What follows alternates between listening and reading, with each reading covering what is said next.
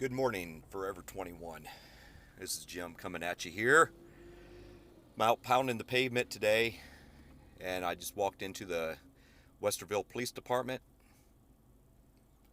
told them about our cause, left the brochure with them, and, you know, wait and see from there on that. And walked into two funeral homes. One wasn't interested, and they said their volume call rate is actually pretty low.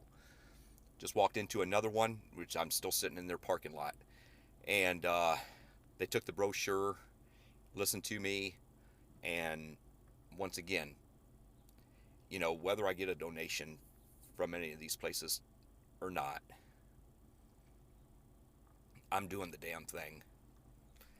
Stretching, comfort zone, not even there right now. I'm just letting my passion run with me and saying, fuck it, do whatever it takes. So, why are we doing this? As we all know, there was a woman who had a vision, and she made that vision come to light. Her vision has become our vision. In supporting her and her foundation in their continued growth. As Jason was up there giving his presentation, his story and everything the other day, and I was listening to every word, I was also seeing my daughter-in-law standing there with her service dog, who did a few tours in Iraq, and the only two people in that room that knew her or knew her story is Abe and me. And it's a hell of a fucking story. Anyhow, so I'm going to set the mood here for you guys on some vulnerability from Jim. Picture this. A boy that grew up who had everything he could ever ask for. Money, prominence, who also fell into, a few years of sex, drugs, and booze. He was my best friend. One of a few. He knew that he needed to get out of that life. So he enlisted into the military. The Marines, 1990, during Desert Storm, the era of Saddam Hussein.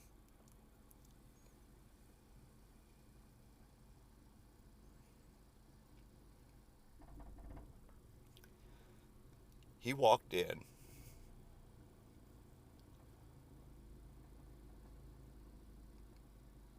He walked in with two arms and two legs. 2 tours later,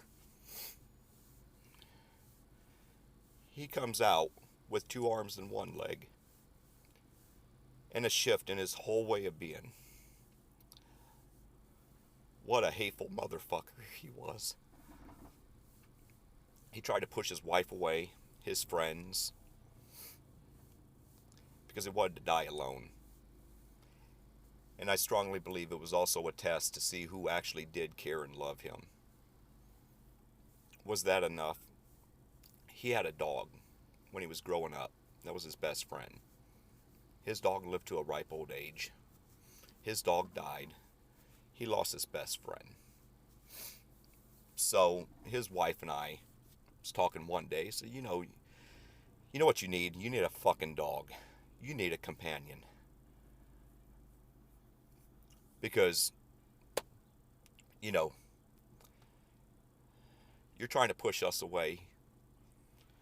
And we have unconditional love for you. Even though you're being an asshole. We told him that a lot.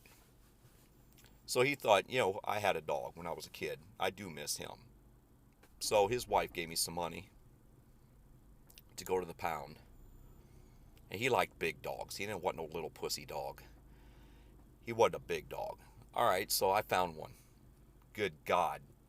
It's a 3-month St. Bernard. 3-month-old St. Bernard. So there I am trying to picture how to get a 3-month-old St. Bernard into my Corvette. There was a gentleman there that had a van. And I went over and I asked him if he would do me the honors if I give him $25 for gas and deliver this St. Bernard to my friend's house. I will meet him there. My friend was home alone, which we were always worried about him being there by himself, but nobody could be there 24/7, or nobody wanted to be there 24/7 to listen to his shit, pretty much. His wife was at work. He was having a little rougher day than usual, and he was always talking about suicide, and PTSD wasn't even freaking talked about back then, you guys. But he fucking had it.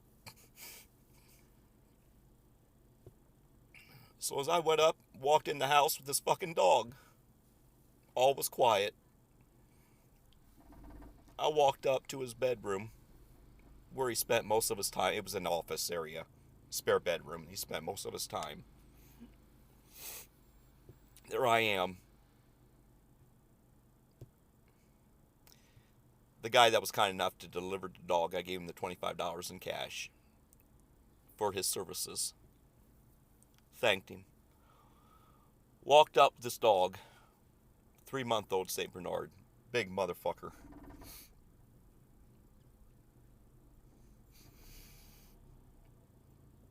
And Jason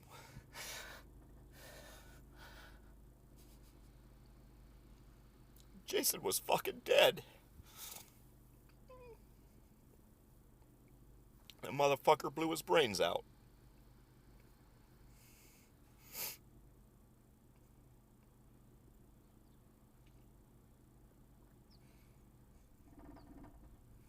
I never even told my wife this until a few days ago when her and Claire Snyder, VIP 18, was sitting in our living room.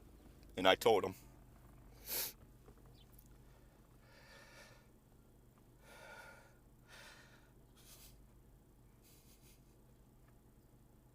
So when I say my passion for this organization and for Heather and Jason and what they've created is fucking high. You guys don't have a fucking clue.